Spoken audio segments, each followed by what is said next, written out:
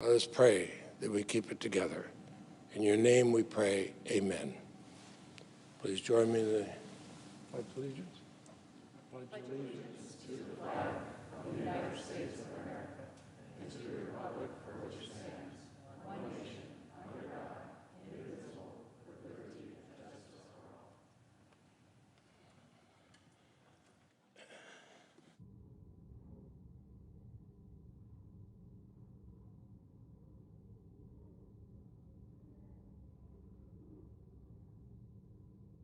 I still kept it.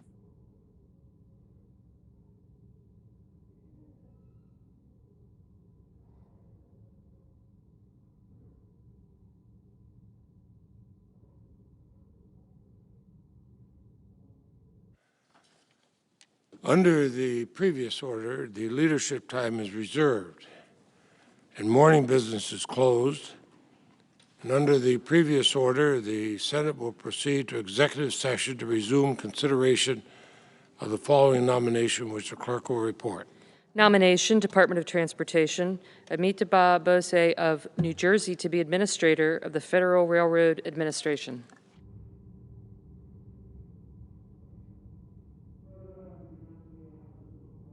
The clerk will call the roll. Ms. Baldwin.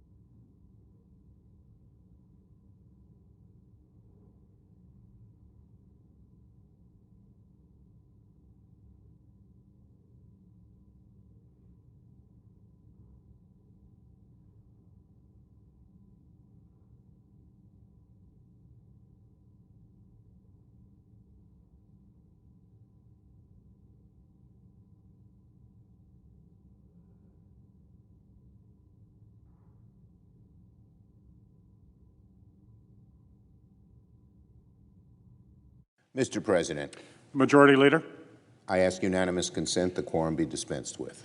without objection. Now, Mr. President, it is difficult to put into words what it is like to stand here on the floor of the United States Senate on this day of all days.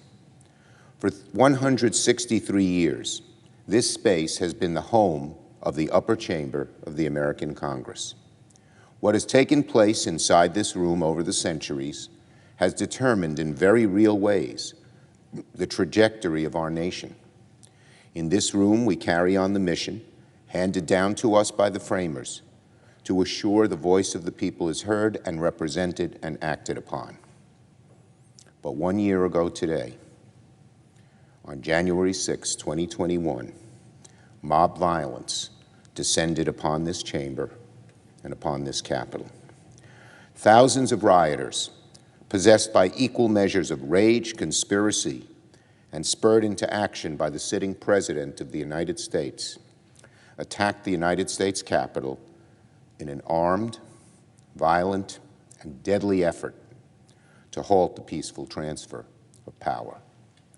Its windows were smashed, its offices were vandalized, and lawmakers and our staffs, everyday citizens who love their country and work here every day, feared for their lives. Nearly 140 police officers were injured, and at least 5 people lost their lives that day or in its aftermath. The warnings of history are clear. When democracies are in danger, it often starts with a mob. That's what happened a year ago here in this building, a mob attack.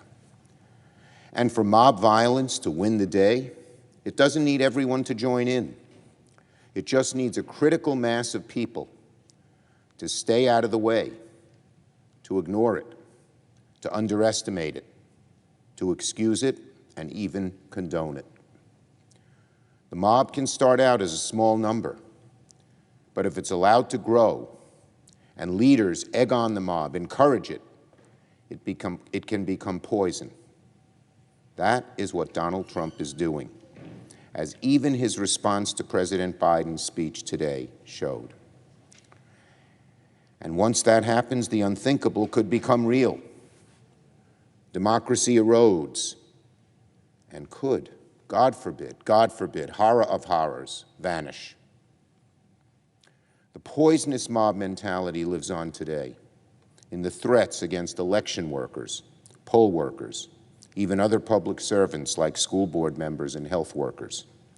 This is what erodes a democracy. And Donald Trump today continues to spread his poisonous vial about the big lie. To borrow from President Franklin Roosevelt, the violent insurrection of January 6 was a day that will live forever in infamy, a permanent stain in the story of the American democracy, and the final, bitter, unforgivable act of the worst president in modern times. Today, on this first anniversary, members from both the House and Senate and our staffs, the President and the Vice President, are here today at the Capitol, and one of our purposes is to share memories in commemoration of that day. At noon, we will hold a moment of silence in honor of those who were lost because of the attack. And to all my colleagues and to staff who struggle to get through today, you're not alone. You are not alone. We are here by your side. The Employee Assistance Program has resources available to all Senate staff who are processing what happened a year ago. Let me share my personal experience on that day.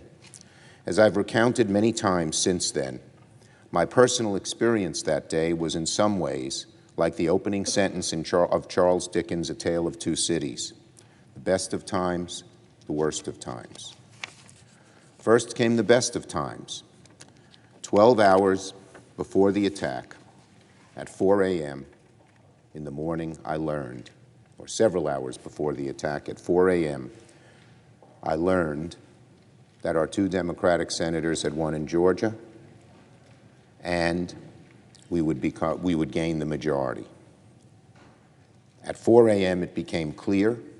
I tried to get some sleep, couldn't, got down in my car, drove to Washington, and got to the floor of this chamber at 1 p.m. for the first time as the putative majority leader. Within 45 minutes of sitting there and watching the beginning of counting the ballots,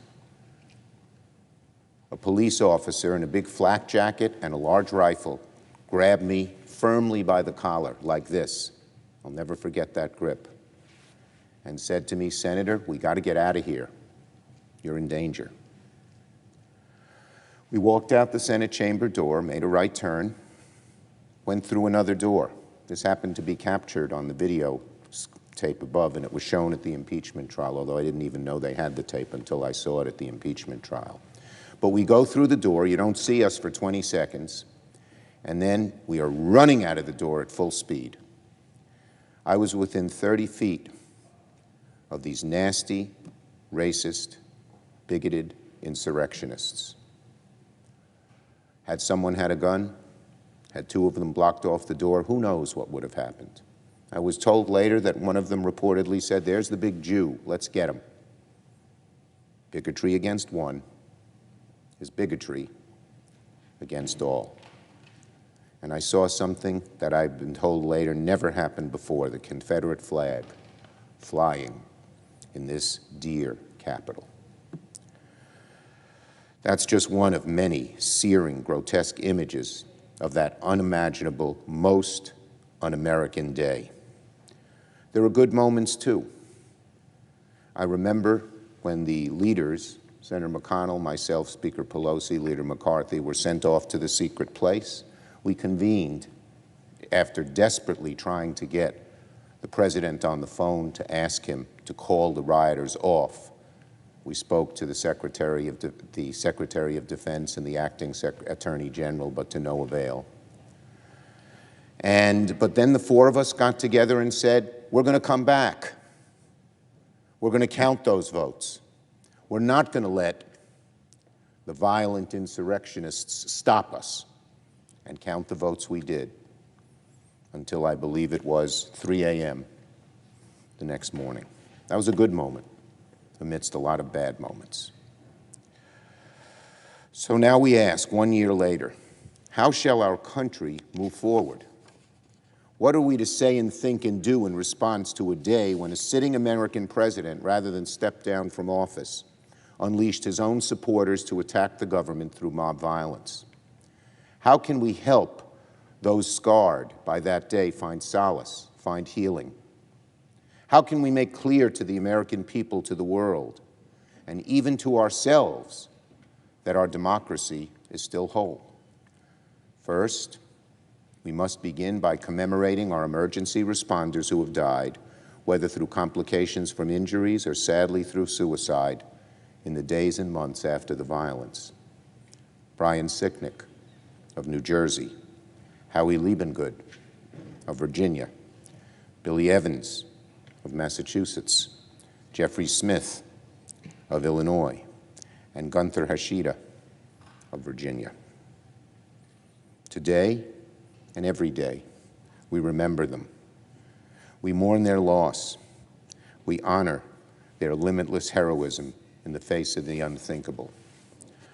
Second, we also thank every single member of the Capitol Police, the DC Metro Police, and the National Guard, who kept us safe and prevented a violent riot from turning into something much worse. That afternoon, our Capitol Police were outnumbered, unprepared, and largely left on their own. Just watching on television the brutal beating of one of them by the mob, another being crushed between a door and a wall, just rips your heart apart, and you relive that day, and you remember how the Capitol Police suffered but persisted and helped preserve our democracy. When they held the line, our democracy survived, and so not only do we thank them, but we commit to continue supporting them and fighting for them as they fought to defend this building. Finally, The only way we'll truly move forward from January 6th is by speaking truth to power. We cannot avoid it. The truth about what happened that day, about what led to the violence, about what it means for our democracy moving forward.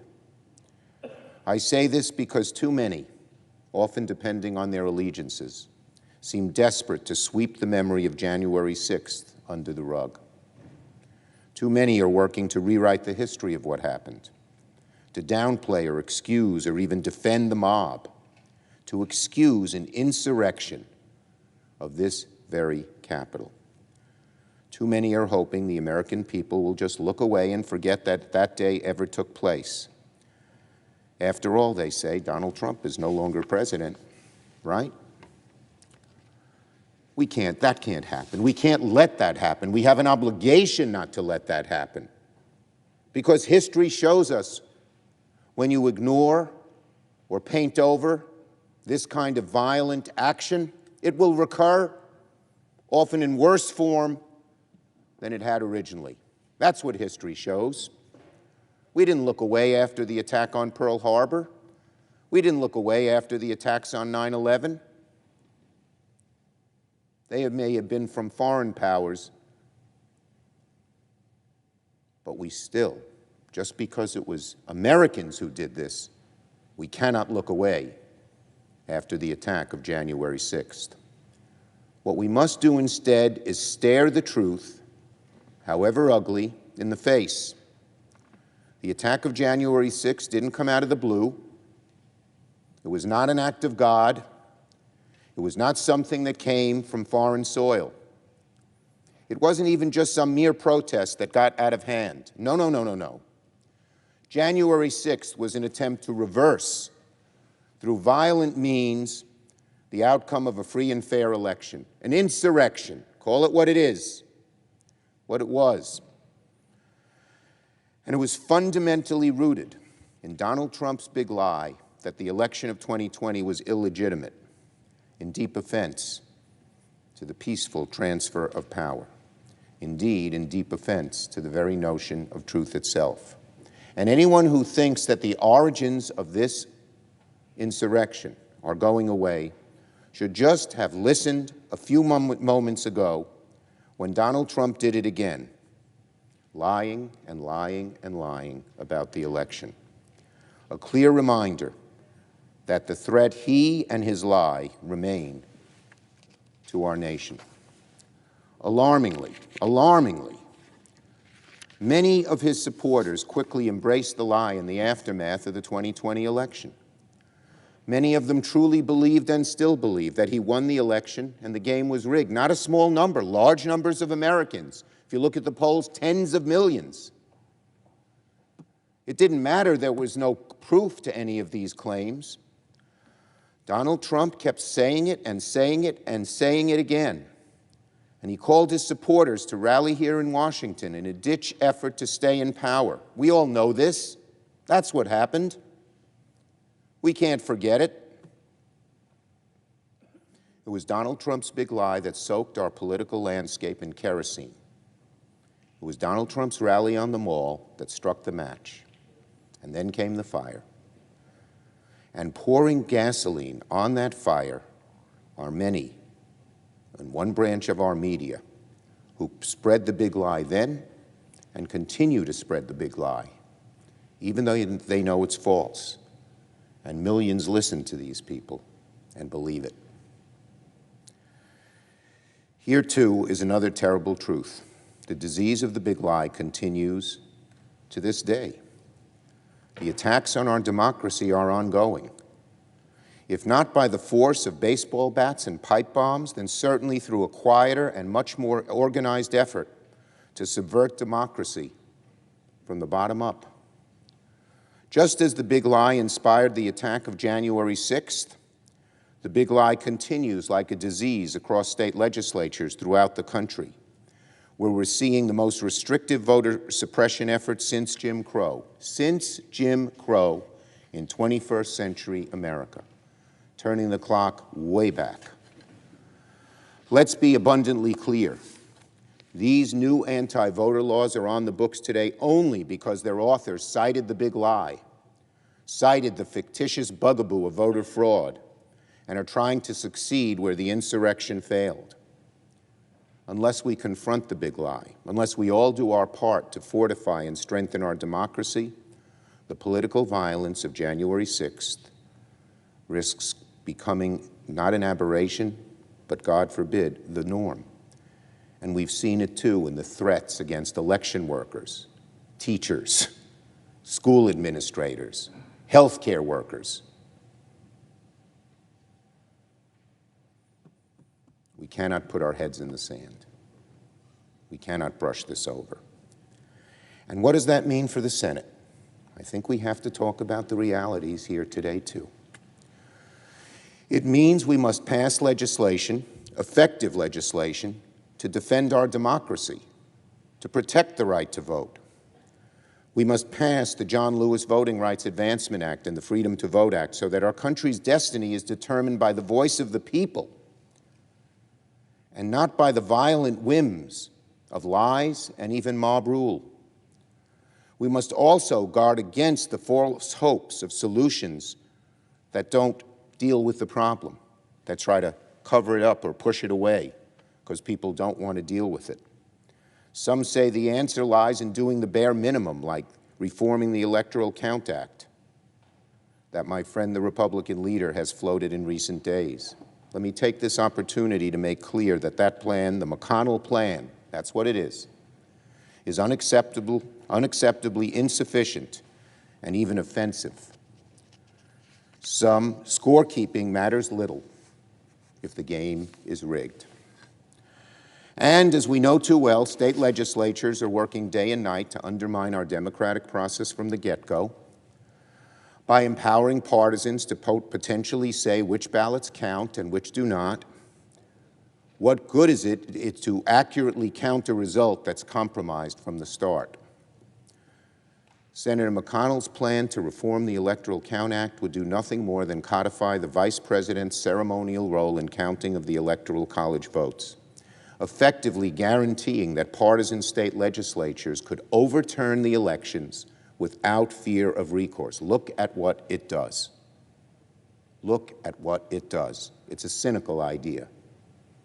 It's an idea to divert attention from the real issue because they don't want to confront the real issue. This should not be about one party versus another. Voting rights has always been bipartisan, supported by Bush, H.W. and W., supported by Reagan, passing this chamber with large votes from both sides of the aisle. That's what always used to happen until the Republican Party was taken over by Donald Trump. So, it's not about one party versus another. It can't be. It's about one terrible lie against democracy itself, the kind of lie that, if let stand, both verbally and in action, erodes our democracy, erodes our democracy. If a majority of people, there's already a substantial minority who don't believe our elections are legitimate, aided and egged on by Donald Trump and the right-wing media. What if a majority of this country, because of these pernicious actions, start believing it? A majority of Americans don't believe that elections are on the level? Just ask yourself, what will happen? I can't predict the details, but I can predict that it will diminish the greatness of this country in small and even large ways. So we cannot, this should not be a partisan issue. It's about falsehood versus truth. In the history of this country, we have always disagreed on ideology, but never on facts, until recently, and in such an important area. If lying about results of an election is acceptable, if instigating a mob against the government is considered permissible, if encouraging political violence becomes the norm, it will be open season on this grand democracy, this noble experiment, and everything will be up for grabs by whoever has the biggest clubs, the sharpest spears, the most effective lies. I do not believe that that is the ultimate destiny of our country. The mob may be strong, but the counter is stronger. The roots of democracy, the feelings of the American people, and the affection and love for this grand, noble experiment in democracy is stronger as long as we speak out, as long as we act. The wellspring of democracy is deep, and even in the most difficult of times, Americans have rallied and risen to the occasion. Since the early days of our republic, Americans launched mighty movements, fought a bloody civil war, and yes, passed federal election laws and voting rights laws to expand the promise of democracy until there were no more boundaries. We are called on, importuned by the millions who have lost their lives to defend this democracy, to defend it once again. I call on all Americans, Democrats, Republicans, independents, to rise to the occasion and assure that the mob, the violence, the lies do not win the day. Let the anniversary of January 6th forever serve as a reminder that the march to perfect our democracy is never over, that our democracy is a precious, sometimes fragile gift purchased by those who struggled before us, and that all of us now must do our part to keep the American vision going in the present and into the future. Somehow, in ways I can't predict, but I know are true, I am certain that God's mysterious hand will guide us, and truth and right will prevail. I yield the floor. Mr. President. The senator from Minnesota. Thank you, Mr. President. Thank you, Senator Schumer, for your leadership and your work and your words today. As I stand here, I look at the faces of the staff. I remember the moment when we were pushed out of this chamber for security reasons. I remember the word of one staff member, Lee, who yelled out, "Take the boxes, take the boxes." She was talking about the mahogany boxes that were filled with the electoral ballots because we knew they would be destroyed if they were left behind. I remember my own staff, one of them is here today, hearing their stories of being in a closet, hiding in a closet with only forks that happened to be next door to protect themselves, right next to the doors where the insurrectionists had invaded. I remember the staff throughout this building that were marooned in places, and the faces of the police officers, the cuts on their faces, the anguish in the words of Officer Dunn, who said at the end of the day that he had been called the N-word multiple times and that he had looked to his friend as they collapsed in the rotunda and said, "Is this America? Is this America?" The haunting words of the police officer on the police radio that was heard broadcast in the middle of the whole thing, "Is there a plan? Is there a plan?" There were many breakdowns that day, but the biggest breakdown was the breakdown of our democracy, that some people actually felt that they could take the law into their own hands, that they could invade not just a building, but our very republic. I look back at the words and the speeches that people gave that day, not only after the insurrection, but what was telling was what they said before it started. And I think I would urge people to look at those speeches. That discussion that we were having about this had been raging for weeks and for months. I remember standing at this very place right before we closed down the Senate because of the insurrection and going through the facts about how President-elect Biden at the time had won more votes than any president in history, the facts that 10 living defense secretaries had actually stood up at the time, including both of Donald Trump's defense secretaries, including people like Dick Cheney and Donald Rumsfeld and William Cohen, and came together and said that the scurrilous attacks on our democracy must stop and we must allow for the peaceful transition of power. And then I looked at the very end of my remarks, and I ended with this, right before we were invaded. I said this: my friend Roy Blunt, who I still have immense respect for what he did that evening, my friend Roy Blunt, my fellow Rules Committee leader, many years ago found a statue, a bust of a man at the top of a bookcase. He did research, he went to the historians, and all he could find out was that no one knew who this guy was, except that he was a cleric. Hence, the statue is called the Unknown Cleric.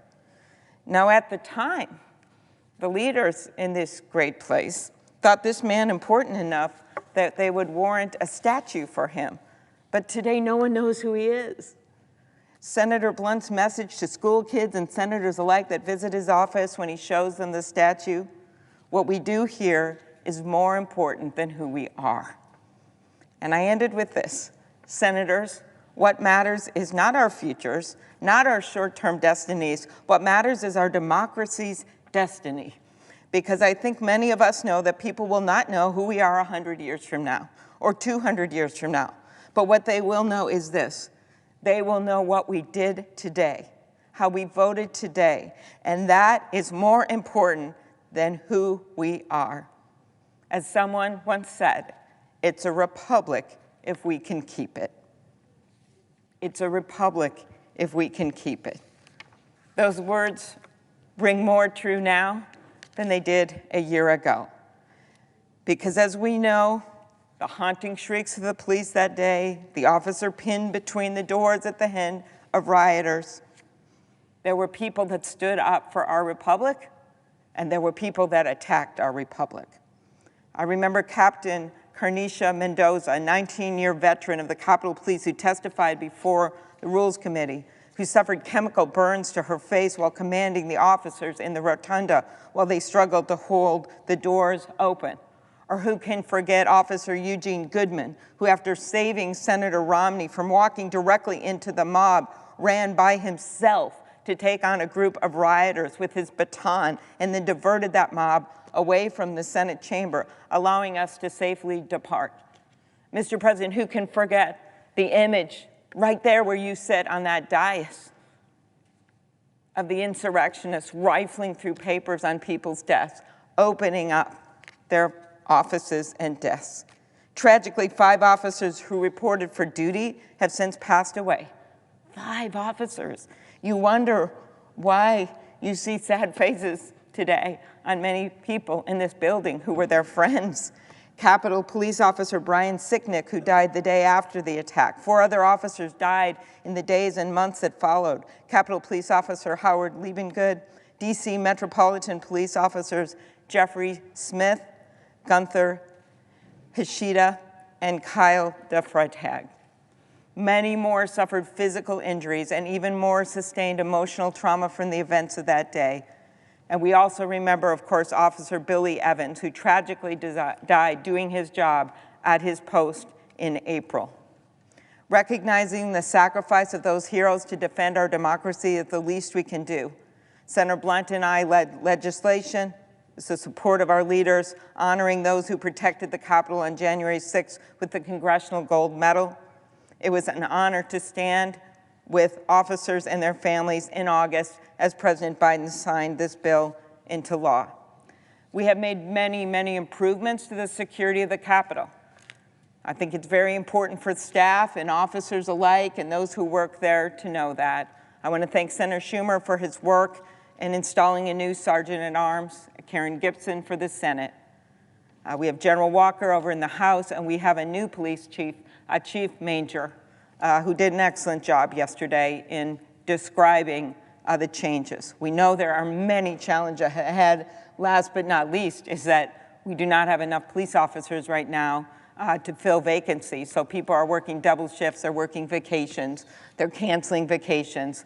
We have over 400 openings, an experience that many police departments throughout the country have right now, but one that is very important, and the chief has committed to fill those vacancies. But what have we done? The progress? Well, we have, 1, gotten the new personnel in. 2, we have passed a law in this chamber and signed into law by President Biden that makes it easier for the chief to call in the National Guard in a case of emergency. We have made sure that there's operational plans in place, as there were this summer when major events occur. And one of the saddest memories of that day was the fact that 75% of the police officers asked to defend this Capitol were in plain clothes. 75%. In many cases, they had less protective gear on than the invaders of the Capitol. That has changed.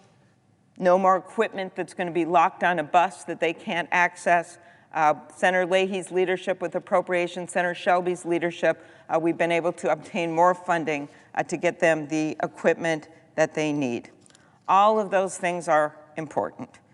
But as Senator Schumer noted, the other piece of this is our democracy itself. And that means getting to the bottom of what happened. Something is happening right now with the House Select Committee that is working to get the facts. And we would have loved to have an independent commission like the 9/11 Commission to do that, but they are doing that work over in the House. Yesterday, we heard from Attorney General Garland, who pledged to look at this at every level and to go where the facts will lead. Those were his words.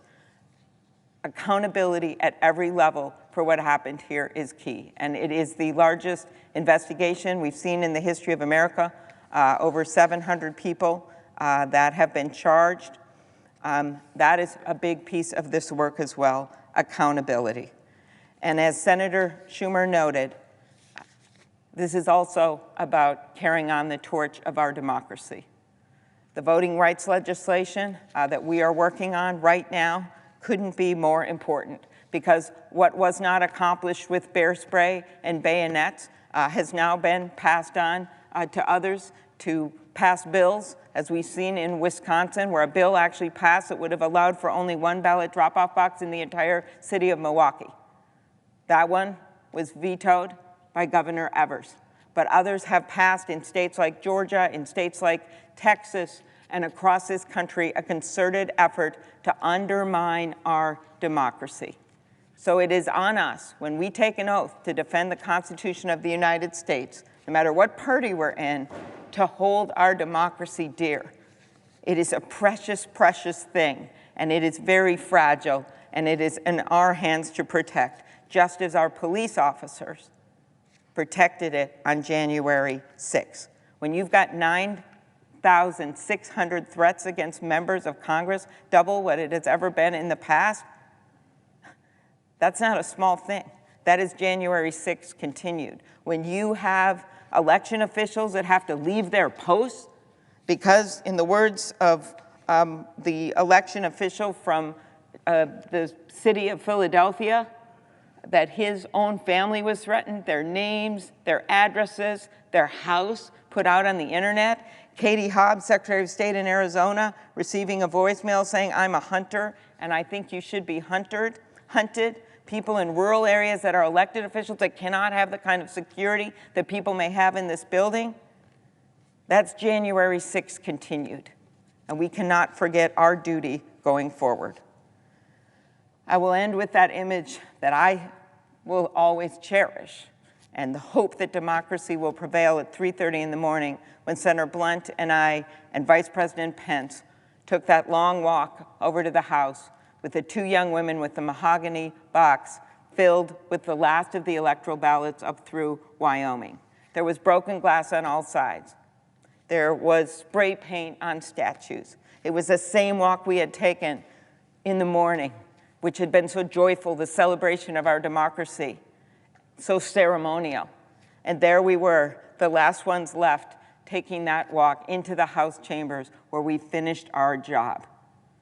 So when I look back at that day, that is the lasting image, that in the end, democracy prevailed, that in 2 weeks later, there we were under that beautiful blue sky with leaders of both parties on that inaugural stage saying that, yes, our democracy stood tall. It brushed itself off, and we move forward as one nation under God with liberty and justice for all, as we always do. And that is the spirit with which we must go forward in the coming weeks as we debate the importance of keeping that democracy strong.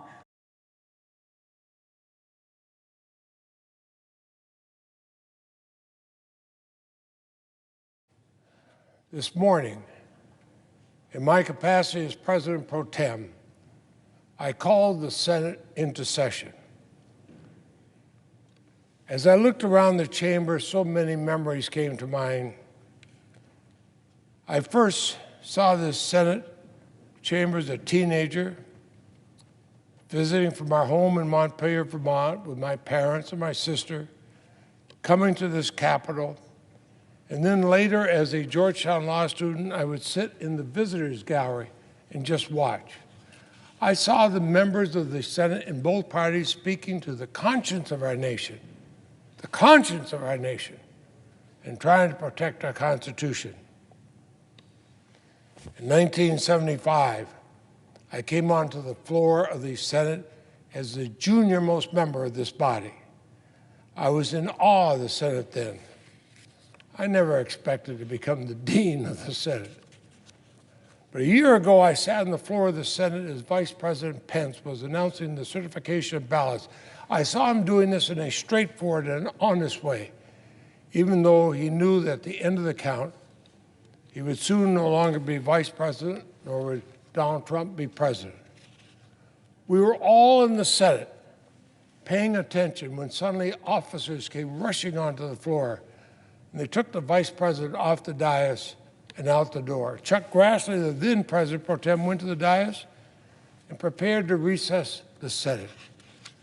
Most of us, I remember looking around here, we were wondering what was happening until I saw a few feet from me.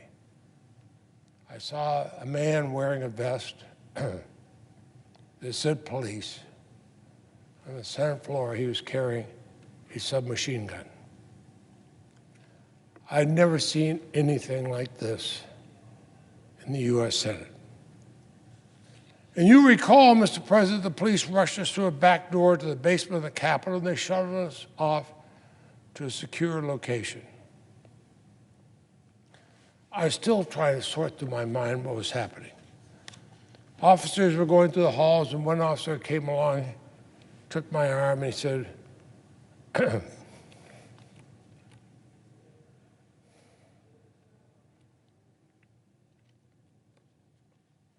he said, we're going to watch out for you, Shamrock. So many memories flooded back because Shamrock was the police code name for me when I was a recipient of a deadly anthrax letter addressed to me that killed and maimed others. Ahead of me, I could see the brave parliamentarians and others who had grabbed the cases with the certification of ballots. They also grabbed the ivory gavel that is right in front of you now, Mr. President, the same gavel I used today to call the Senate into session. And when we were in the secure room, we were starting to see the television, we saw a mob, Americans who turned into a mob and turned their back on our nation's constitutional history. They were rejecting everything that made America great. They're ignoring our laws, our customs, and most of all, they're ignoring our history. The destruction, the rampage was something you'd see in a movie. I never expected to see it in the Capitol, a building that's always been a symbol of our democracy. And a suggestion was made when we were in the secure room that we use our authority under the law to vote and make the secure room the Senate chamber. I said, no, we should not be hiding here. Instead of it is safe to go back to the Senate, whenever it is, we should go back there, all of us, and have the American people see us there. I said it may take an hour, it may take 10 hours, but we should be there carrying out the Constitution and saying no criminals can destroy our history, our Constitution, our America. And I was relieved when virtually all the Republicans and Democrats who were in that room stood and said loudly they agreed with me. They would wait until we went back. I was standing next to the parliamentarian and the leather boxes carrying the certification of election. We both looked at them. And I'm sure we were both thinking the same thing. We will protect our Constitution. We will protect the Senate. We will protect America. And to the credit of the members of the Senate and the House, we reconvened after the siege. We fulfilled our constitutional duty to certify the confirmed results of the election, results that every state and federal court has upheld in the face of blatantly frivolous challenges.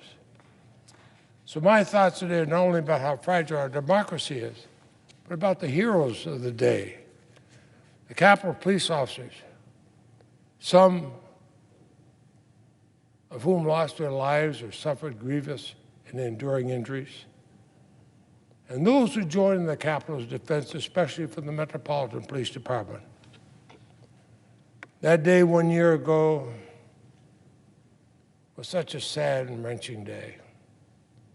So disturbing was it to see such hatred and anger, to see the Confederate battle flag paraded in the Capitol, where it never was brought even during the Civil War, and to see Nazi emblems and other symbols of hate and violence carried by some of those in the mob. It was so horrifying to see our brave police officers, many of them war veterans who defended America in Iraq and Afghanistan, not just disregarded and disrespected, but brutally attacked even by the wielding of poles bearing the American flag, used as bludgeons and spears. In the aftermath, National Guard contingents from several of our states were called in to protect the Capitol. I visited with members of the Vermont National Guard. I know many other senators did that with their state's Guard troops. In the moment, that night, and the next day, senators on both sides of the aisle called this out for the travesty that it was. But amnesia set in since then in some quarters. There's been a concerted effort to downplay or grossly mischaracterize the terrible events that day by some members in both chambers of Congress. It was not, as it's been said, just another day in January. What an insult to those who lost their lives and those who suffered injuries from which they still struggle to recover. And the question begs and answers itself. What are we in the Senate here for, if not to defend the Republic and our Constitution? There's a clear need for justice, and the courts are doing their essential work. There's a clear need to know the truth. And even some of the former president's closest supporters are heeding their duty to respond to the bipartisan congressional investigation into what happened that day. There will be a clear need to learn the lessons to safeguard and strengthen our democracy, to protect those who serve and protect the Capitol and those who work here. The courts are dealing with these crimes, but it is detestable how so many were so callously used as cannon fodder. Their actions were wrong, but many believe they are acting as patriots.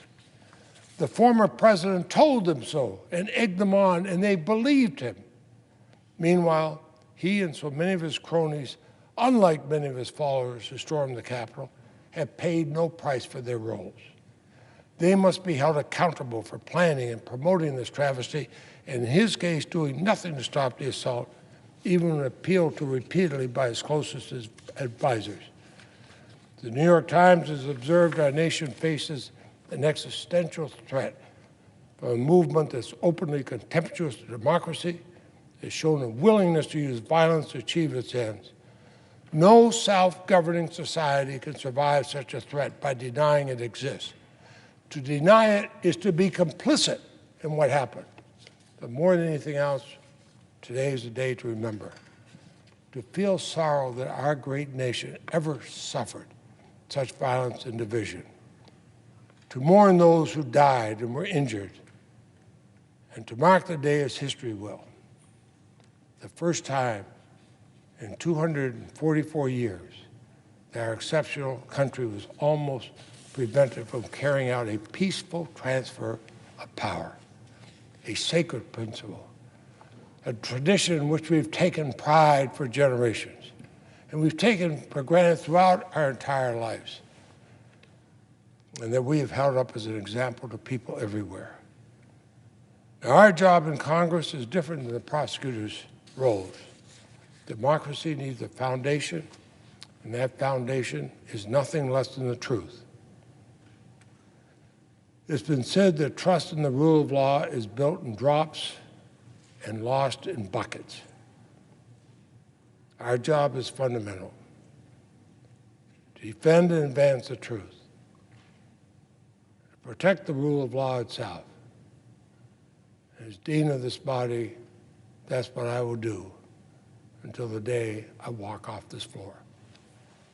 Mr. President, I yield the floor. And I suggest,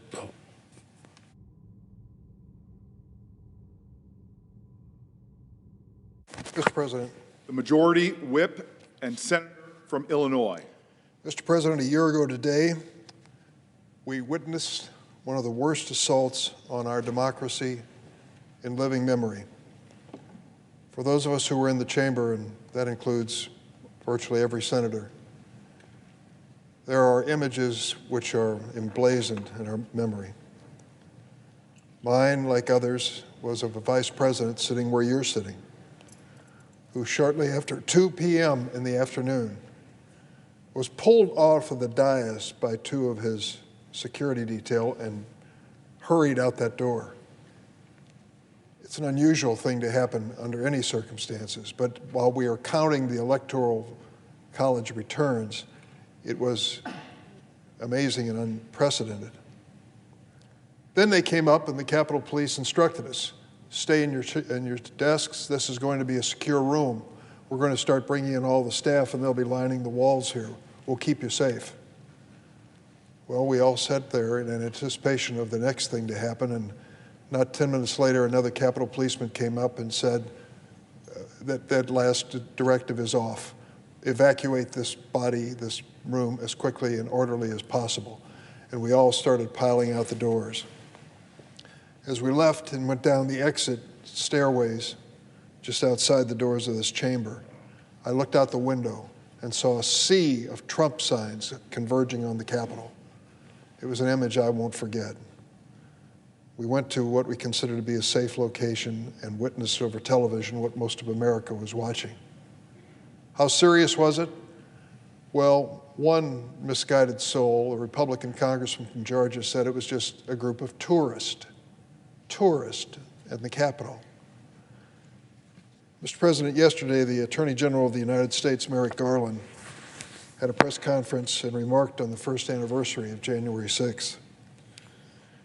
And among the things he said was, all of the investigations, the criminal investigations of what happened that day, have disclosed some horrible things. Evidence of perpetrators punching dozens of law enforcement officers, knocking them unconscious. Some perpetrators tackled and dragged law enforcement officers. Among the many examples of such violence, one officer was crushed in a door, another was dragged down a set of stairs, face down, repeatedly tased and beaten, and suffered a heart attack. Some perpetrators attacked law enforcement officers with chemical agents burning their eyes and skins. We saw it, didn't we? Spraying the bear spray into the faces of these officers. Some assaulted officers with pipes and poles and other dangerous and deadly weapons. Perpetrators targeted, assaulted, tackled, harassed journalists, destroying their equipment.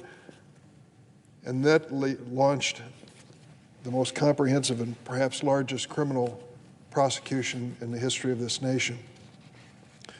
According to the Attorney General, 725 individuals have been charged with the federal crime. 145 pled guilty already to federal misdemeanors. Over 325 have been charged with felonies, many for assaulting officers and many for corruptly obstructing or attempting to obstruct an official proceeding. 20 defendants charged with felonies have already pled guilty, and the investigation continues. They talked about the assistance they've received, over 300,000 tips from ordinary citizens to help our government bring to justice those responsible for January 6th. I say that because I listen in disbelief to the polling data which suggests that it really wasn't an attack on the Capitol. It was only a visit of tourists who were in an orderly fashion visiting this building. The videos don't lie. The facts are the facts.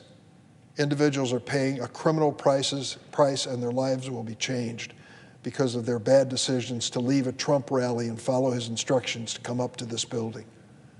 That is the reality of what happened that day, but the grimmest reality was the death of 5 of our law enforcement officials who have been named and should be named every time we stand on this floor. Officer Brian Sicknick, Officer Howard Liebengood, Officer Jeffrey Smith, Officer Gunther Hashida, and Officer Kyle DeFreitag, and 140 other law enforcement officials who were assaulted, many of them seriously and still paying a price for that day in their lives when they stood in defense of us, in defense of this building. That is the reality.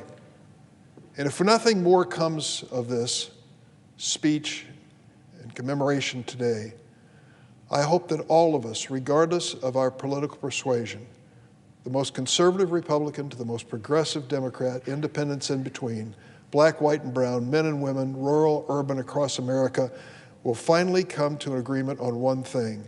Violence has no place in a democracy. Those who resort to violence wherever they fit on the political spectrum do not fit on that spectrum, do not belong in this country. And what we saw a year ago today was violence unbridled, violence provoked by a former president of the United States. And many innocent people paid a price.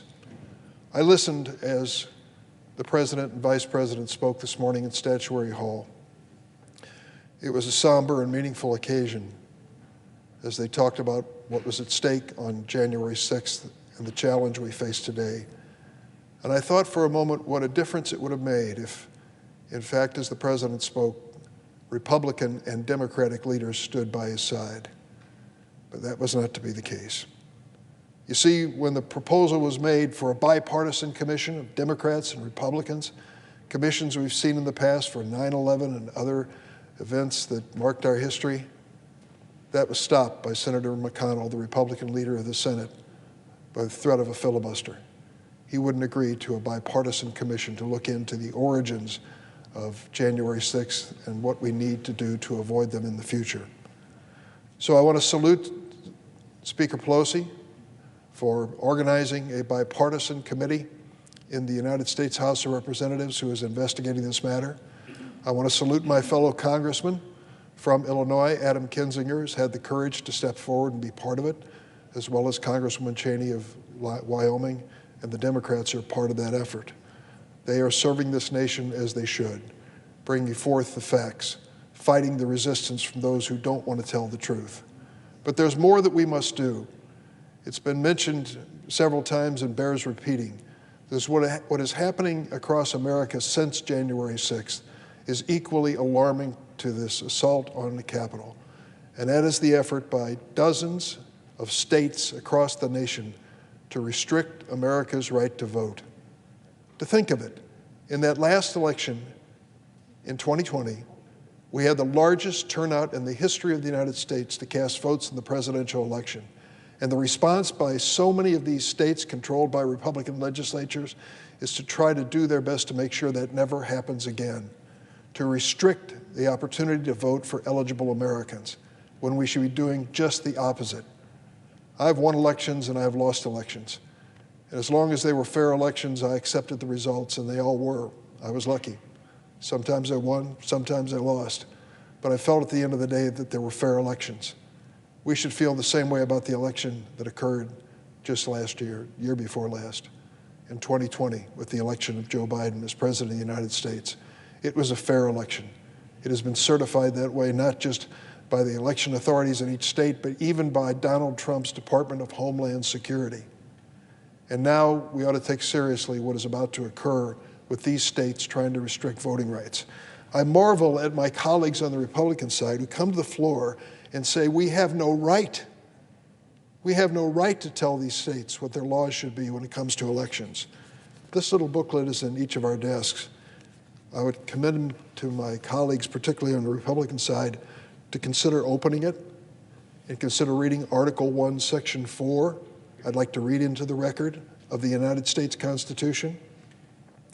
The times, places, and manner of holding elections for senators and representatives shall be prescribed in each state by the legislature thereof, but the Congress may at any time by law make or alter such regulations except as to the places of choosing senators.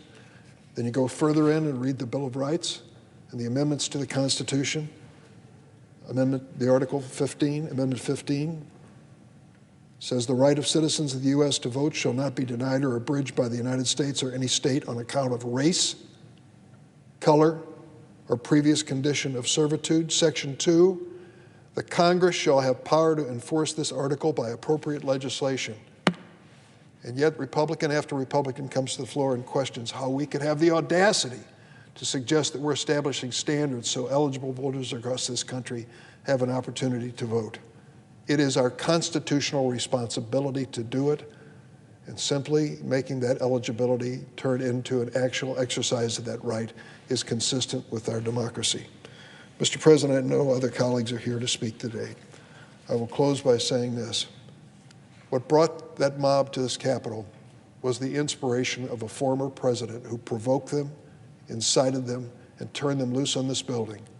And now we're led to believe that he sat back and watched on television as the events unfolded, doing nothing, not picking up the phone, not calling on anyone to stop the violence, to stop the bloodshed, to stop the death that took place in this Capitol. He did nothing for hours until finally enough forces came in to reclaim this building. When I've seen the images, the photographs and the videos of people who were clowning in this chamber, posing for photographs, going through my desk and other desks and others, taking photographs with their phones, sitting in that chair, posed for pictures to send back home, it makes me sick to my stomach. This is a sacred place. It is not sacred because I serve here or anyone else does. It's sacred because it was built to be a symbol of this great nation. It was during the administration of a man from Illinois named Lincoln, who completed the Capitol Dome in the midst of the Civil War, so that this building would always be a symbol of the unity of our nation and the promise of our nation. That symbol was desecrated on January the 6th, and now the question rises, will we summon the courage to come together and lead, to extend the opportunity to vote to more and more Americans, to make this democracy more complete and more just, or will we step back and accept the verdict of history that we are going to go back in time instead of forward as a nation? I trust we'll move forward. These American people are great people. Regardless of their political persuasion, they have one abiding knowledge, and that is the fact that we are blessed to live in this country, and we each bear a responsibility to its future. I yield the floor. Mr. President. The senator from Michigan. Mr. President, I rise today along with colleagues to look back at a year ago, January 6th, 2021. I wish this was actually a bipartisan coming together today. A horrible, tragic day in our nation's history. But it's not enough to look back. We also need to look at what's happening today, because the threats against our democracy didn't go away when those black metal fences came down. Some of these threats against the democracy have found fertile soil right in this very chamber. January 6th, 2021 will go down in history as one of the worst days our nation has ever faced. It was disturbing, it was frightening, it was enraging. I know that I will never, ever forget it. Many people who were working here that day still carry scars. Some can be seen, and some can only be felt. The Capitol Police, the DC Police, the National Guard members, our other first responders, Capitol staff who were there that day are really heroes. And they deserve our thanks and our continued support. What we all witnessed that day was nothing less than a violent insurrection against the very seat of our democracy and our American form of government. It was sparked by a big lie, concocted by a political loser and fueled by a network of his supporters. So let me take a moment to remind everyone that Donald Trump lost the 2020 election fair and square. In my home state of Michigan, in the middle of a pandemic, more people voted than ever before, 5.5 million people. And Michigan voters clearly and resoundingly chose Joe Biden to be our president and Kamala Harris to be our vice president. But instead of accepting defeat gracefully, like every other president in our history, Democrat or Republican, Donald Trump claimed that the election had been stolen from him. No one likes to lose an election. I've done both, winning and losing. It's not fun. But his election was not stolen from him. But this big lie has fueled an entire movement, people who will stop at nothing, including deadly violence, to undermine our Constitution and our country. They attacked our Capitol a year ago today on January 6th. They'll use and incite violence to disrupt future elections if they feel they need to. And now they're organizing on the state level to challenge the rules and take away people's freedom to vote. And tragically, our colleagues across the aisle are standing by and allowing this continuing attack on our democracy. We should be standing together, Democrats and Republicans, saying no to this assault on our Constitution and our country. Republicans said the right things that day. The senior senator from South Carolina said soon after the riot that he was humiliated and embarrassed for our country and that Trump should, quote, count him out. But a few short weeks later, Trump counted him in for 2 days of golf and dining at Mar-a-Lago. And then there's the Republican leader. He said that the January 6th riots were, quote, fed wild falsehoods by the most powerful man on earth because he was angry he'd lost an election. He added that Trump was practically and morally responsible for provoking the events of the day, and he was right. Then the Republican leader and the majority of Republicans voted no on impeachment. They opposed a bipartisan commission to investigate the events of January 6th. They blocked 3 bills to protect our freedom to vote. And they endorsed a Senate candidate who agrees with Trump that the 2020 election was stolen from him. In total, 147 Republican members of the House and Senate, 147, voted to overturn the results of the 2020 election. And a number of those 8 Republican senators still won't admit that Joe Biden is our duly elected president. Why am I focusing on this? Because our country has reached a critical crossroads. Either we are going to come together as Americans, defend our democracy, and look back on January 6th as a painful low point in our nation's history, or we can turn our power to a mob that is willing to do anything and say anything to dismantle our democracy and destroy this Would my colleague yield called for a America. minute? I would be happy to yield. Okay, we're about to approach noon, where we'll have a moment of silence, not only in memory of those who were lost and those who were injured, but in all of the workforce here on Capitol Hill who worked through that day in a very, under dire circumstances. They did an amazing job. And in recognition of the great job they do for us every day. So we thank not only the floor staff, but all of those who work here. And with that, I think we'll commence the moment of silence, and after we finish, I'll call on Senator Klobuchar, Durbin, and then Senator Stabenow will resume, okay? So if we might now at 12 noon, well, it's a little before 12. Yeah. It's 2 minutes before. Senator Schumer. Senator Klobuchar is your Thank you 2 very minutes. much. I just Senator want from Minnesota. I want to recognize the heroic efforts of our staff, many of whom are here with us today, of our law enforcement, who in the face of overwhelming numbers and an unprecedented violent assault valiantly placed their lives on the line for this republic. It is also an opportunity to remember to recommit ourselves to making sure nothing like this ever happens again. As President Biden said today, our democracy held, we the people endured, we the people prevailed. And we devote this moment of silence to those who stood up, not only for this building, not only for the people that worked here, but for our very democracy itself. A minute of silence, a moment of silence for all of those who have helped us then and help us now, the staffs and everybody else. Under the previous order, the Senate will now observe a moment of silence in observance of the events of January 6th, 2021.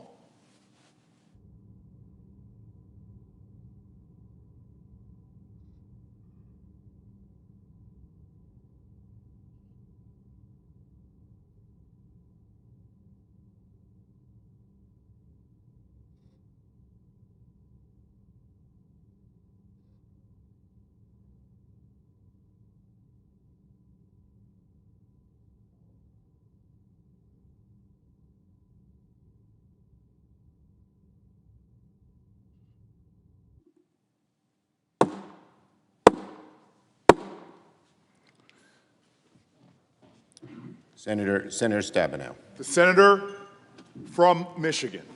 Thank you, Mr. President.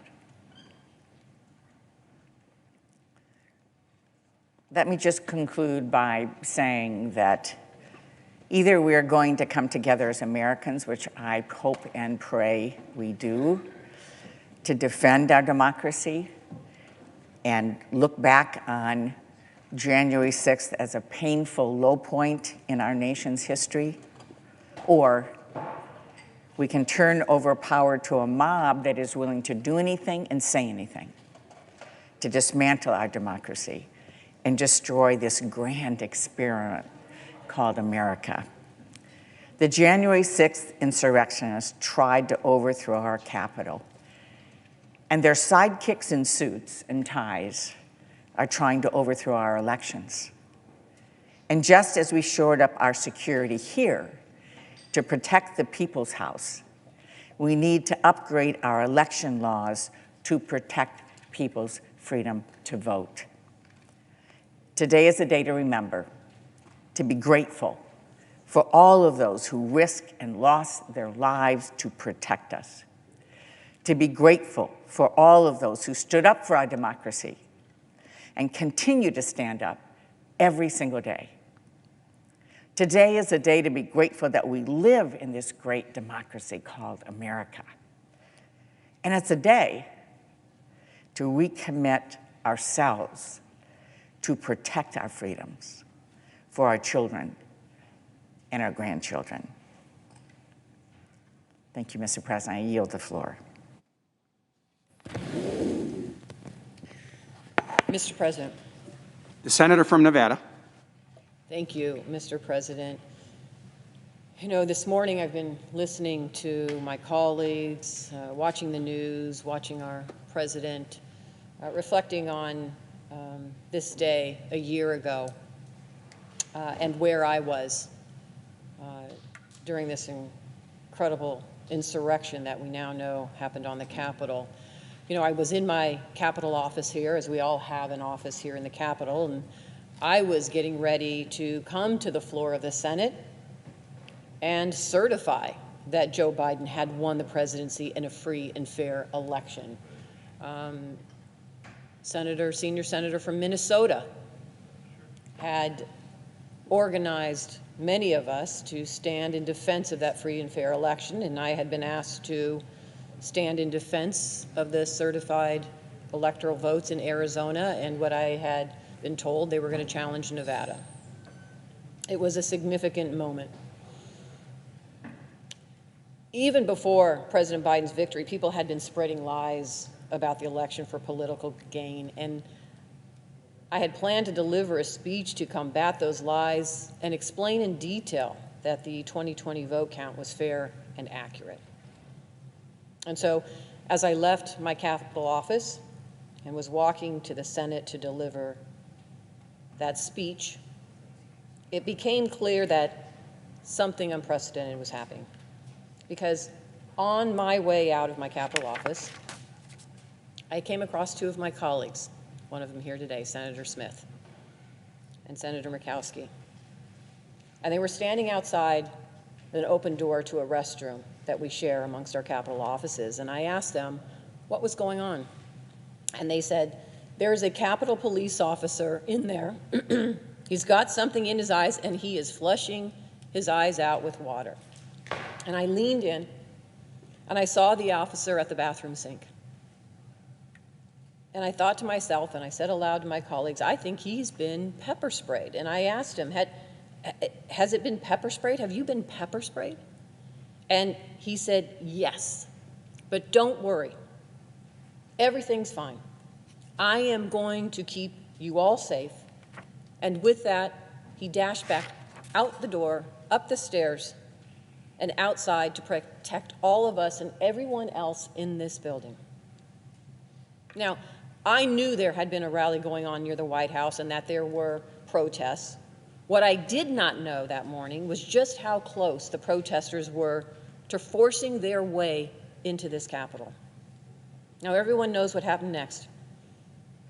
As we sat here, all of the senators, all of the staff that work with us day in and day out, our partners, the next thing we heard was this chamber being shut down by the Capitol Police, claiming that the Capitol had been breached.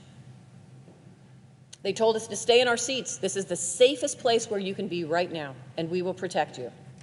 And at that moment, we could all hear outside the doors. We didn't know what was going on because we can't see beyond this room what was happening outside, but we knew we could hear the voices and we could hear what was happening.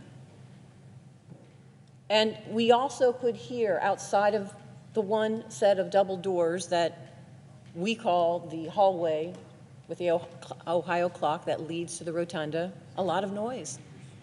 And it was at that moment, as the noise was working its way towards the rotunda, that the Capitol Police officers then told all of us to get up and move quickly. And we moved out these opposite doors right here. Move as quickly as you possibly can. And that's when everybody came together. All of the senators, I don't care if we were Republican or Democrat, our floor staff that was with us, grabbing those electoral votes. And we all started going up and downstairs, through hallways, up and downstairs, through hallways, until we could get to a secure location. Now, as we were going through the hallways and when we got to this secure location, it was clear why this was happening. We were under attack because insurrectionists had been whipped into a frenzy by the false claim that the election in Nevada and in other states was fraudulent. That's exactly what the speaker said during that rally before the violence began. And we saw the same false claims in Nevada, where extremists tried to challenge our election results in an effort to prevent Joe Biden from becoming president. The former president's campaign and his supporters filed a total of 5 lawsuits challenging the security of the election system and targeting our state's Secretary of State in Nevada. Every one of those lawsuits was thrown out or failed, every single one of them in Nevada. And when the official tally was completed, President Biden won Nevada by 33,596 votes. The Nevada Secretary of State not only certified the election, she also investigated each and every claim of election fraud. And she made clear that her office found no evidence of widespread fraud. Now, I was the Attorney General of the state of Nevada for 8 years, and I can tell you from personal experience, when we find voter fraud, we prosecute it. And I also know there was, again, no widespread voter fraud in Nevada in the year 2020. And let me explain what widespread voter fraud means, because that is now being challenged by some of the former president's supporters. Widespread means that there was not enough to have changed the results of the election,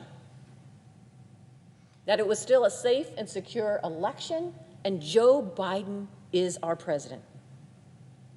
In fact, not only Nevada's elections were safe, accessible, and secure, but across the country they have been proven to be safe, accessible, and secure. I also want to share with the rest of the country that my state, in Nevada, we have enacted important protections for protecting voting rights, including automatic voter registration, vote by mail, early voting, and same-day registration. In the 2020 presidential elections, almost half of Nevadans, people from both parties, took advantage of our vote-by-mail laws. But because the defeated former president and his supporters were upset that he lost the election, some of them publicized the lie that he had won. And that lie, in turn, spurred members of the public to violence that resulted in 5 deaths and countless injuries. Now, we all know after the Capitol Police helped us move to safety, my colleagues and I from both parties talked about what to do. We knew the insurrectionists were trying to stop us from certifying the election, and we knew that we had to finish our jobs, no matter how late it was. And we all agreed that we had to go back to the Senate chamber so that we could show the rest of the country that we would not let our democracy be subverted by violence, that we would honor our Constitution and the peaceful transfer of power in this country. And I want to make this clear. I would have stood up to certify the valid results of the 2020 election, no matter who won. This isn't about partisanship. It's about patriotism. I took an oath to uphold the Constitution and protect it against all enemies, foreign and domestic. And nothing and no one will prevent me from doing that sworn duty. So I walked back to the Senate floor on the evening of January 6th to finish my work. I'll remember what I saw the rest of my life. As I walked back, furniture had been thrown everywhere like matchsticks. Trash, broken glass littered the floor. It was like a war zone. That night, I stood up and spoke in defense of our democracy, as I'd planned to do hours before. And at 3:42 a.m., Vice President Pence announced that Joe Biden was the president-elect. We honored the democratic transfer of power for the 59th time in American history. But I'm here to tell you there is so much to do to ensure that there will be a 60th time. Our democracy is more fragile than it has been in decades. The same bad actors who fueled the violence in the first place, including the defeated former president and his supporters, continue to spread the big lie that the election was stolen. And they are using these false claims to pass legislation threatening our very democracy. Around the country, more than 400 state laws were introduced to restrict voting last year alone. In Nevada, we expanded vote-by-mail drop box locations, but in Florida, Georgia, Iowa, and Indiana, new laws make it harder to use those drop boxes. Nevada has same-day voter registration, but Texas just made it harder to register, not easier. And in Georgia, it's now even illegal to give food or water to people waiting in long lines to vote. And the list goes on and on. These are partisan laws. They're designed to favor one group of voters over another. That's not democracy. A real democracy honors everyone's right to be heard. It makes sure that everyone gets a vote and that every vote is counted. Democracy is a remarkable thing, a system where the people get to choose their own leaders. And we all need to stand up for it, just as the countless heroes of our history have done, from Elizabeth Cady Stanton to Abraham Lincoln to Martin Luther King Jr. So I will not stop fighting to protect our country and our democracy.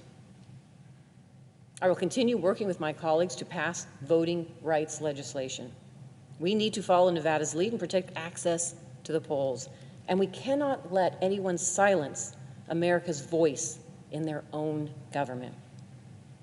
Now, Mr. President, I also want to recognize many of the heroes who protected us that day, like that Capitol police officer that I encountered that morning. After the attack was over, I learned that 140 of the police officers I passed in the halls of Congress every day had broken bones or worse. 4 of them later took their own lives. These are brave men and women who put themselves at risk every day to protect not just the people's elected representatives, but our dedicated staff and the hard-working people here at the Capitol, from the janitors to cafeteria workers to postal employees. All of these people carry their own memories of January 6th, and we need to make sure they never have to go through something like that again. So many of them are still here at the Capitol, still doing their jobs,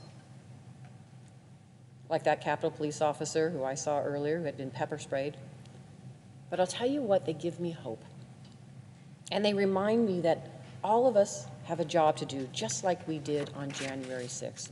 1 year later, it's clear that we all must stand united in defense of our democracy. And Mr. President, I hope we can do just that. Thank you, and I yield the floor.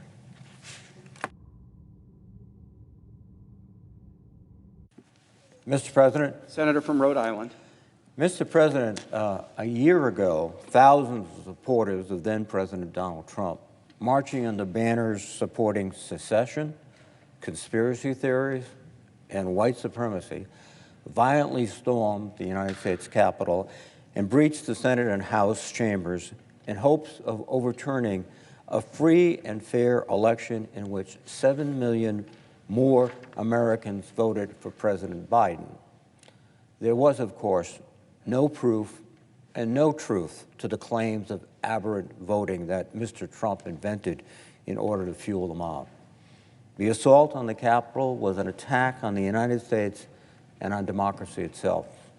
We have the brave men and women of the U.S. Capitol Police to thank for defending the country against what can accurately be called an insurrection.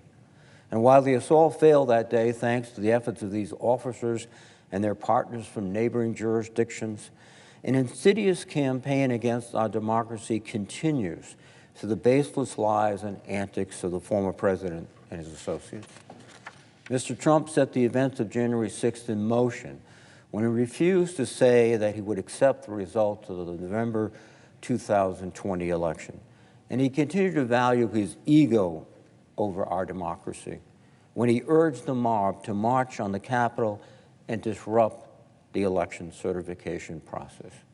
He repeatedly lied that the election he lost by 7 million votes had somehow been stolen, when the facts and the courts demonstrated that was clearly not the case. Stoked by this vitriol, Mr. Trump's supporters used pipes and flagpoles to brutally beat police officers. Some of the attacks were also directed at, or planned to be directed at our own members in both the House and the Senate. And anyone who refused to subvert the election was a target of the insurrectionist mob, and that included Mr. Trump's own Vice President Mike Pence. And Mr. Trump, who lit the fuse and stood by, his actions sent a demoralizing signal to billions around the world as they watched his supporters assault the Capitol. 1 year ago today, the U.S. Capitol Police, federal, state, and local law enforcement partners and the National Guard physically cleared and secured the Capitol buildings and grounds. The House of Representatives impeached Mr. Trump for his actions, yet most of the Senate Republican colleagues made tortured arguments that his actions were reprehensible but not technically impeachable. As a result, the democratically defeated former president continues his rhetorical assaults through lies and misinformation. He would rather rip our country apart and undermine our elections and democracy rather than accept the will of the American voters. The bipartisan House Select Committee on the January 6th attack on the United States Capitol is working tirelessly to get to the truth of that day.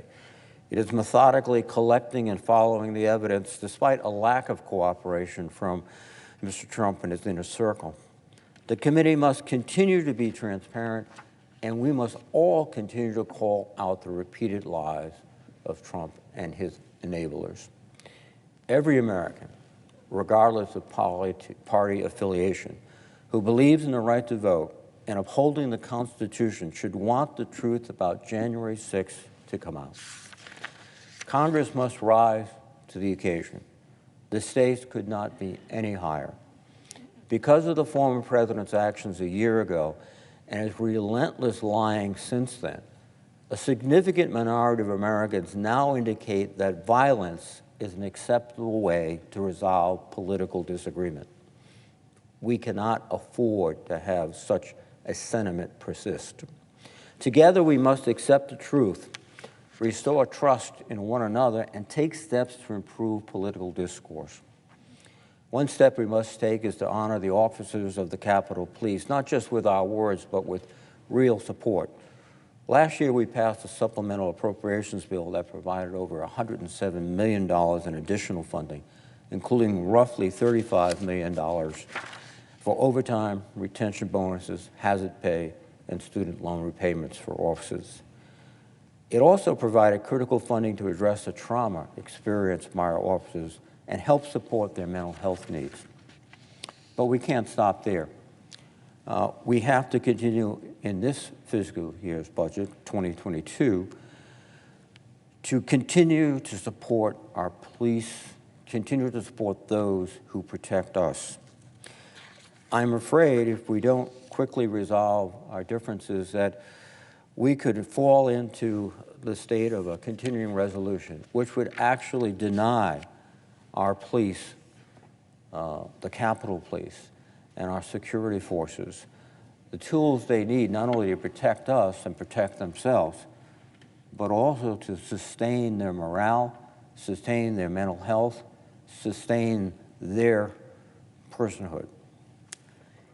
So I hope we can make progress, at least on that point, of reaching a budget solution on behalf of the men and women who protect us, who literally on that day gave their lives for us.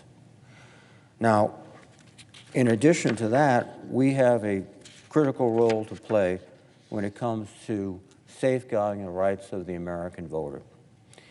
And we have before us, with the John Lewis Voting Rights Advancement Act and the Freedom to Vote Act ready for passage, we have the opportunity, and the time is now.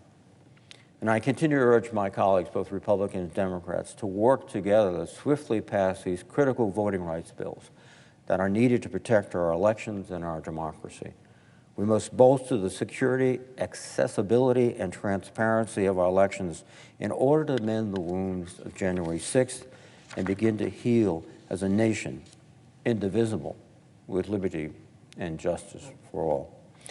Mr. President, with that, I would yield the floor.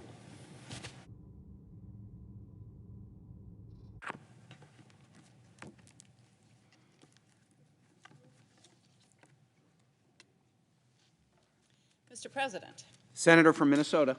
Thank you, Mr. President. I rise today with my colleagues, and I'd like to particularly thank my colleague, the senior senator from Minnesota, for bringing us together today. I rise today with my colleagues to commemorate the first anniversary of January 6th, the attack on our Capitol and the attempted coup to overturn our democracy.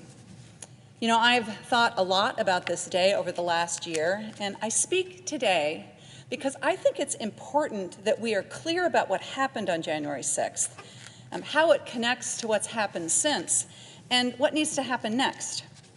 So let me be direct. On January 6th, there was a violent attack on the United States Capitol, led by insurrectionists with the explicit goal to overturn our free and fair elections and the election of Joe Biden. The attack happened because the former president, Trump, and his allies encouraged his supporters to come to Washington. They told them falsely that the election had been stolen. He incited them to violence, and then he sat and watched while the Capitol was attacked. These are the facts, and there was no attempt to hide it. It's as plain as that wintry January day. Now, I am sure that all of us in this room have vivid memories of what happened on that day. Moments of crisis leave a deep impression. And for us, of course, this violence happened in our workplace while we were doing our jobs. The Capitol on January 6th was full of members of Congress, national political leaders of both parties, and a vice president that the former president had exhorted his angry mob to hunt down. It was also, though, full of journalists, custodians, and cafeteria workers. In this chamber were our clerks and colleagues and parliamentarians and the stenographers who are here hour after hour making this place work. You are public servants thrown into violent chaos and danger by the former president. And law enforcement and first responders, let's remember that January 6th was one of the worst days for injuries to law enforcement since 9/11, as a violent mob bludgeoned and crushed and wounded and killed. That's what happened, and no amount of whitewashing is going to change it. It also happened, Mr. President, that when we came back into this chamber to finish our jobs and to certify the people's votes, that some Republicans spoke the truth about the terrible tragedy of that day. Senator McConnell said, and I quote, "The mob was fed lies. They were provoked by the president and other powerful people." Senator Lindsey Graham, sitting right over there, declared in reference to the disgraced former president, quote, "Count me out. Enough is enough." So for a moment, it seemed like we would unify in condemning the political violence incited by a president who had betrayed our fundamental democratic principles. But later that night, Senator Cruz, Senator Hawley, and 6 other senators voted to overturn our free and fair elections, continuing down this reckless path. Within days, Republican Party leaders and right-wing media outlets began turning away from the facts of January 6th. Former President Trump was impeached for his seditious actions, but his hold on the Republican Party is so strong that only 7 Republican senators voted to convict. Republicans to this day continue to promote the big lie that the election was stolen from Trump. They claim that the people who stormed the Capitol with zip ties and bludgeons were tourists. They've attempted to portray the violent insurgents as martyrs rather than domestic terrorists. And this is why today, 58% of Republicans believe falsely that the election was stolen from President Trump. Now, the insurrection and the coup attempt on January 6th was ultimately unsuccessful. But this fight continues in state legislatures across the country, and they are prevailing. According to the Brennan Center, in 2021, 19 states passed laws restricting Americans' voting rights and giving partisan officials, Republicans, unprecedented control over the certification of election results. Their plan is right out there in plain view. Step 1 is to make it harder for some people to vote. Step 2 is to give partisans at the local level the power to ignore and overturn the people's votes. This is a coordinated strategy connected directly to the events of January 6th, and it is the path to overturning our democracy if we allow it. We cannot allow it. Through the January 6th Commission and through the Department of Justice, we must hold accountable those responsible for the crimes of that infamous day, including those at the top. And we need to pass the Freedom to Vote Act, which provides for basic standards for free and fair elections and fulfills the promise of our nation that in this democratic republic, the people decide. Now, not a single Republican senator is willing to join us Democrats in this endeavor, and that is a tragedy.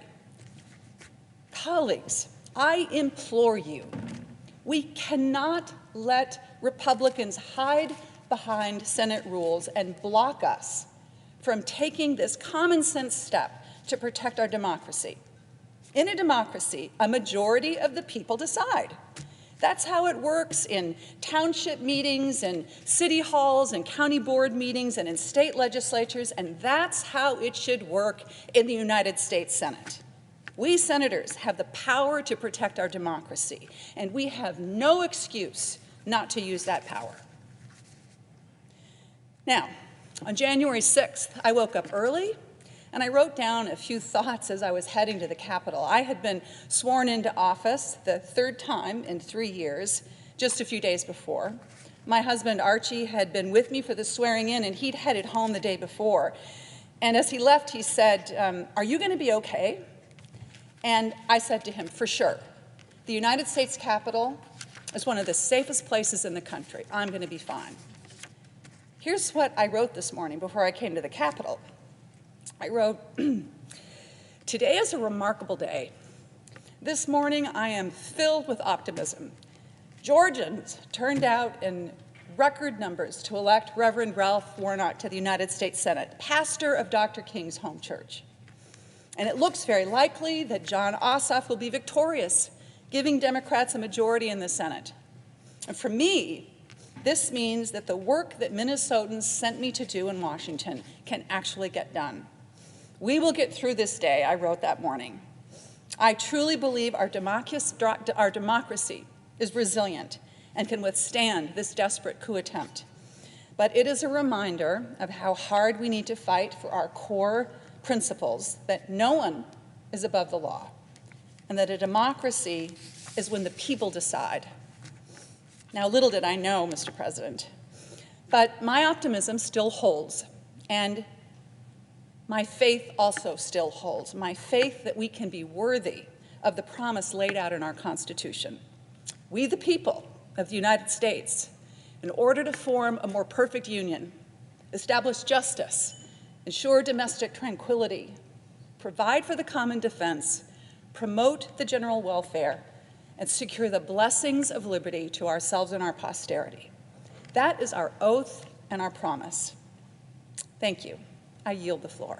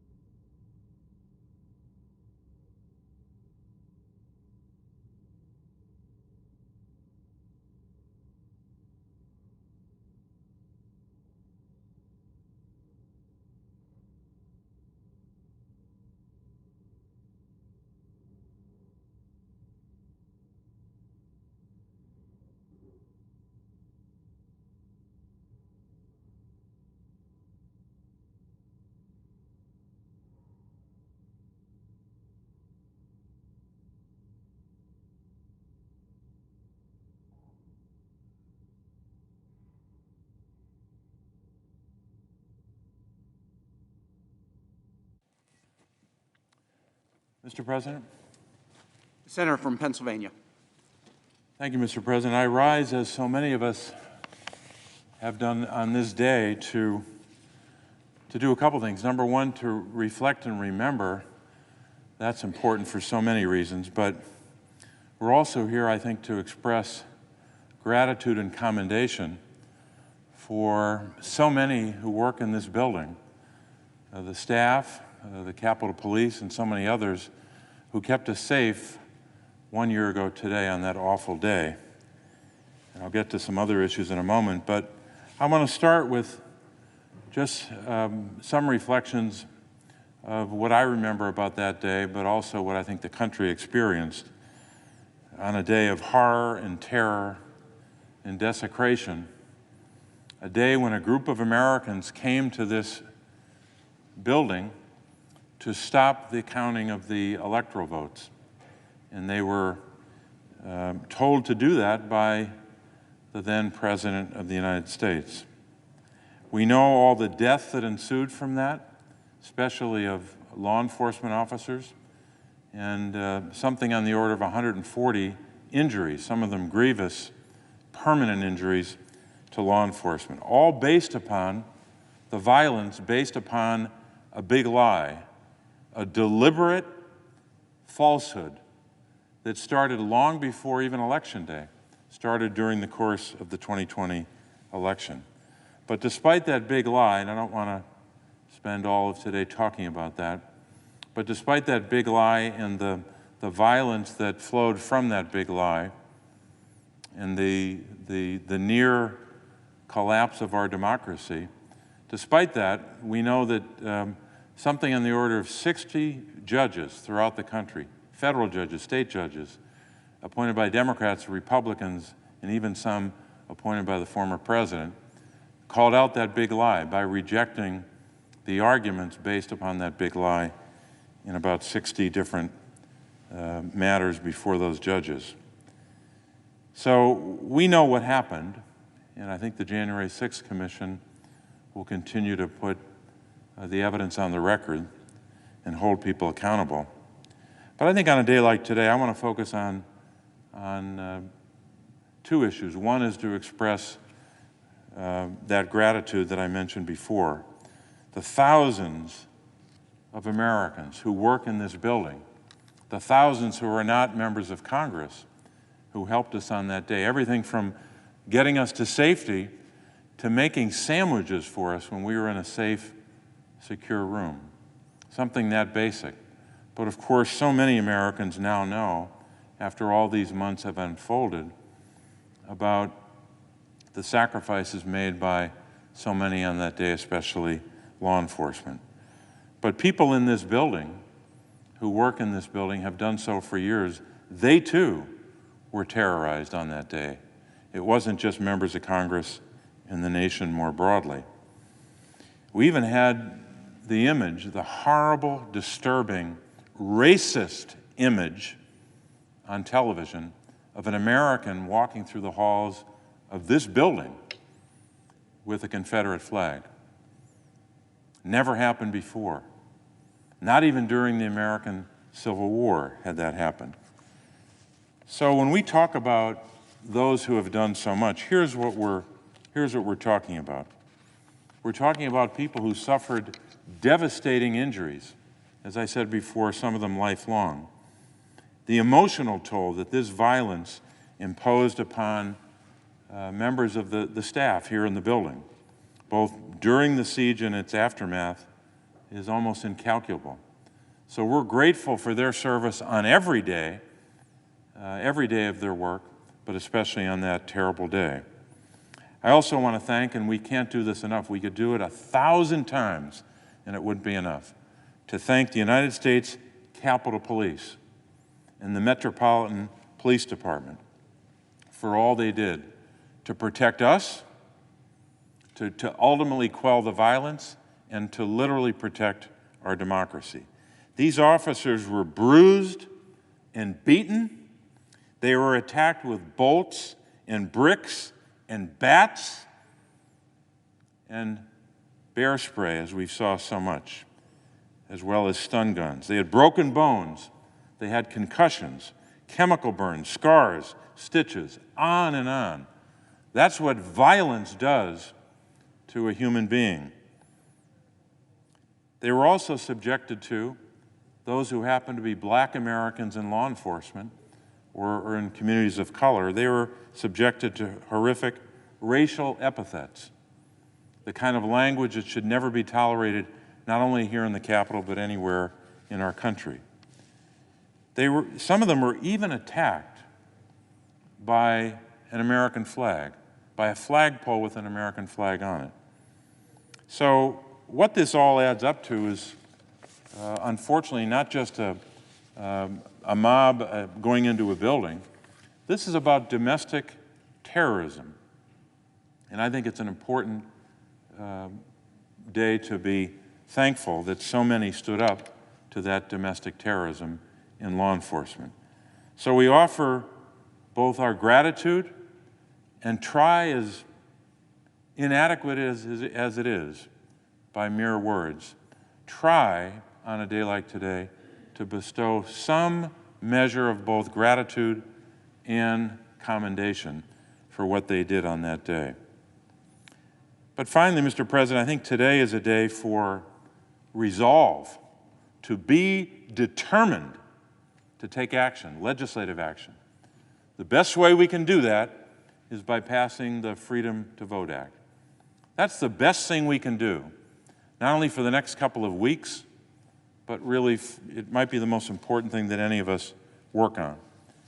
And I want to thank Senator Klobuchar and so many others who have worked on these issues, not just in the aftermath of January the 6th, but for thinking about the future of our democracy, literally the future of whether someone will have a clear pathway in the right to vote. The ability to vote in ways that so many Americans were able to vote in the midst of the pandemic. You know, there are a lot of people back in 2020 who said, oh, you know, in Pennsylvania you had a big turnout for president in 2016, but that turnout's going to go way down because it's a re-election and there's a pandemic and people won't vote and people will be afraid to vote. Guess what happened? We went from about 6 million votes in 2016 to almost 6.9 million votes. So almost 900,000 more people voted in Pennsylvania than did just 4 years earlier. Probably the highest turnout in more than 120 years in our state, just like it was for the nation. Now that didn't happen in our state just because people were more interested. It happened because we had pathways by way of a change in state law to allow them to vote. Very similar to what we're trying to do by enacting into law the Freedom to Vote Act. Being able to vote early, being able to vote by way of a mail-in ballot, having a drop box. What if you're 90 years old and you live in a rural area in Pennsylvania? We got 48 rural counties, by the way. What if you live in a rural area and you can't get to the county election bureau to drop off your mail-in ballot? Shouldn't you have a drop box if you're 90 years old and you want to vote? What if you live on a farm? What if you're running a farm and you've got a busy life or you're running a small business? Shouldn't you have the opportunity to vote? Or should you just be restricted to one day in the year? One day per year, every year for a general election. And if you can't get to vote that day, then you're not able to vote. Why would we go back to those days? But apparently a lot of people in this chamber are supporting efforts all across the country, hundreds of voter suppression bills. As Reverend Warnock said, seems like some people don't want some people to vote. I don't understand that. After we had record turnout in Pennsylvania from 2016 to 2020, because we had different pathways for people to vote. That's what we're trying to do with the Freedom to Vote Act. To have national standards so people will have a chance to vote in the way that they want, in a way that's helpful in terms of their family life or their work life. But we're at a point now where the big lie is perpetuating itself in more ways than one. Let me conclude with one thought. My hometown newspaper, the Scranton Times-Tribune, published an editorial today, and I would ask, Mr. President, for consent to submit as part of the record and part of my remarks an editorial entitled, "Long Year After 1/6/21, It Continues," which is dated today. Without objection. I won't read all of it, obviously, but the point that this editorial makes is the attack continues today. It's not over. It's not some event in the past that we are just reflecting upon. As important as it is to reflect and remember and offer gratitude and commendation. But here's what the editorial says, and I'll just read a short portion of it. It says, "The attack continues," and I'm quoting. "It carries on in state houses like Pennsylvania's, where lawmakers continue to question the outcome of the 2020 presidential election, the most transparent and heavily scrutinized vote in our nation's history. Craft bills to diminish the sort of heavy turnout that carried Joe Biden to victory, waste public money on fraudulent searches for fraud, gerrymander congressional districts in the cause of minority rule." And it goes on from there, saying that the attack continues by all of this work to lie about the election of 2020 and to pass voter suppression bills all across the country. The good news, Mr. President, is that's not going to happen. We are not going to allow a partisan minority to prevent us from passing legislation to keep that pathway to the right to vote clear in the ways that it was clear, so that so many Pennsylvanians and many Americans, as I said in my home state, hundreds of thousands more voting in a pandemic than voted just 4 years earlier. So, Mr. President, on this day, when we remember with horror that day just a year ago, and we say thank you to those law enforcement officials and others who work in this building and did so much for us and for the nation, we also are determined to move forward to protect our democracy and ensure that this great American experiment continues for generations. Thank you, Mr. President. I would yield the floor.